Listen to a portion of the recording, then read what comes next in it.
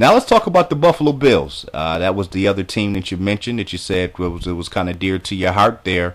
The biggest news coming out of Buffalo this week is they're going to be benching second-year quarterback E.J. Manuel, and I'm actually happy to have a Bills fan on the line. This has been a part of a lot of my conversations this week on some of my other shows. So you're going to go with Kyle Orton, and the way that I'm looking at. Where you at, Jim Kelly? You trying to bring back Jim Kelly? I feel you there. But answer me on this one, Sean. Help me out. Now, the way I seen things was this: you have E.J. Manuel, without question. He's in his second year, so he's going to struggle. All the other second-year quarterbacks. If you look at them, look at Geno Smith. Mike Glennon, he didn't start this year. There's a handful of second-year quarterbacks, and none of them are playing well. There weren't any Andrew Lucks or Robert Griffith III's in last year's draft. All the quarterbacks went much later rounds, and so when I look at E.J. Manuel, I'm saying, look, you got a second-year quarterback. He's going to struggle. You've got young receivers, a rookie in Sammy Watkins, a second-year guy in Robert Woods. Mike Williams is there from Tampa, but he's only in his fifth year. He's new, so he's learning the system. Your tight end is slow and Scott Chandler. And then the running game hasn't been working. They're not taking any pressure off of E.J. Manuel. C.J. Spiller has not been able to run the ball effectively, and so I don't see Kyle Orton as being the answer. He's not mobile. I think he's just going to do pretty much the same as E.J. Manuel can do. But I've been hearing a lot of Buffalo Bills fans say that Kyle Orton is better, and he is the answer. So talk to me. This Bills defense is playing well enough to compete, but obviously they don't feel that Manuel's giving them best chance to win. What am I missing here? Tell me what different Kyle Orton is going to do, or what he's going to bring to the table to allow the Bills offense to play better.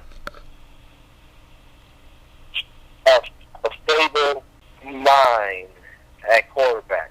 No shuffling of the feet. I'm going to take a hit. I'm going to dump it down when I need to dump it down. But since I got Sammy, I don't want to use him across the middle. I want to send him deep. I'm not able. I don't have a quarterback to throw a 40 or 50-yard pass in the air to even stretch the defense, to get them tired, to make it the running game start to work, and we get a big break by C.J. Spiller. They can't catch him because they done ran so many goal routes that they tired now. They don't even have that threat. So I think Kyle Orton will be able to stay in the pocket. I think he can throw with the wind. I think there's going to be wind in Buffalo this year, like it always been for the last 34 years of my life. And he can throw through that wind. I don't know what happened with E.J. Manuel being in the first round. I don't know what happened with him being in the second round. He should have never been picked until the fourth or fifth round. And that's what he looked like in college. I don't know what the Bills were thinking, but that's just my opinion. He's on the bench, and I hope he never comes off the bench. Oh, wow. That's interesting that you don't want this guy to come. Well, I don't know how long Orton's going to play, but hopefully this could be a good learning experience again for Manuel. Again, I think it's a little unfair to him, but I'm anxious to see. Obviously he struggled with accuracy. I can't say that. I did see him struggle being accurate with the football in the preseason, and like you said, that goes a long way. Because if you're not hitting receivers in stride, if you're late on your throws, and especially, like you said, you have a guy like Sammy Watkins with top end speed and you can't throw the deep ball, then it is kind of limiting his capability as well. My question to you, Sean, is this. The AFC East division right now is totally up for the grabs.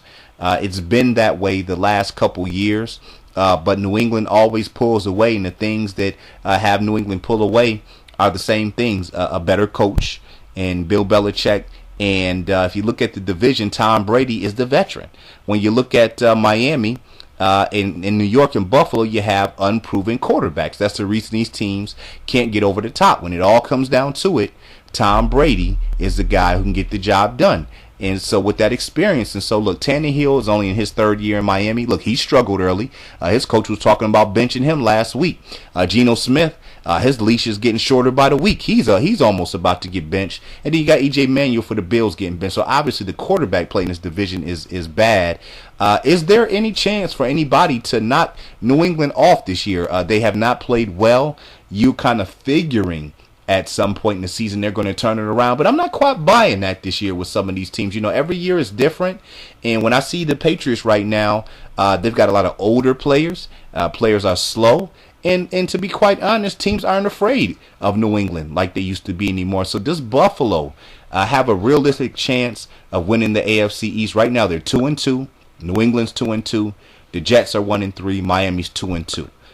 Do the Bills have a realistic shot at winning this division, or is it going to be the same old by the time we get to week 10, 11? New England's going to be the clear-cut favorite. New England's the clear-cut favorite. New England had a bad performance against Kansas. Now let me just explain that what you asked me about the Bills, whether it be 8-8 or whatever they did this, they will be a 6-10 team, picking in the top 8 in the drafts. They have no stable stability at quarterback, and that's the key to any running game or passing game is talent, and we won't have one, and that's a passing game, which the running game will be obsolete. The Patriots went into a little slump. Everybody's still in first place in the AFC East, if you want to ask me. But Patriots pull away. This division is horrible, and the Patriots pull away with the division because the division is horrible. The Patriots may go 9-7. Yeah, well, that's very true. Very true, very true. Well, we are certainly going to find out, man. Well, Sean, look, man, I appreciate the phone call in. Feel free to call in any time, man, and chop it up with me. We'll certainly maybe every couple of weeks. So feel to call in weekly, man. Become a weekly caller on the show. We can talk about the Bills. We can talk about the Ravens and any other football that you like to talk about. So everybody out there, once again, let's give it up for Sean calling in from Atlanta. Had some great questions today and also gave us some a great segment there to talk about the Ravens and the Bills. We're going to go to a quick break. You, man. Have a good week 5. Oh, well, I'm sorry, Sean. What did you say there? I said I appreciate you having me on the air. Have a good week 5. Okay, most certainly. I appreciate you for coming on.